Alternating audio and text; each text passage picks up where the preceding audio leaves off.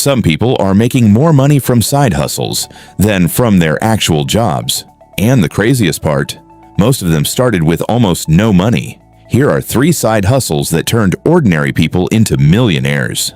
According to financial experts, multiple income streams are one of the biggest secrets behind wealth. As Warren Buffett once said, if you don't find a way to make money while you sleep, you will work until you die. So let's look at 3 side hustles that changed people's lives forever. First, content creation.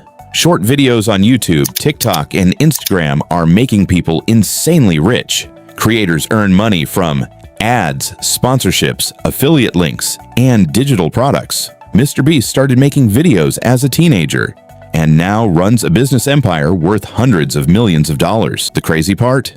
Many faceless channels are also making thousands every month using AI voices and simple editing. Second, online stores. People are selling products without even touching inventory. This is called dropshipping and print on demand. Someone designs a product online, and suppliers handle shipping automatically. Shopify helped millions of people start online businesses from home. Some store owners went from broke to 6 figures in less than a year. But here's the truth. Most people quit too early. Third, investing. The rich don't just work for money. They make money work for them.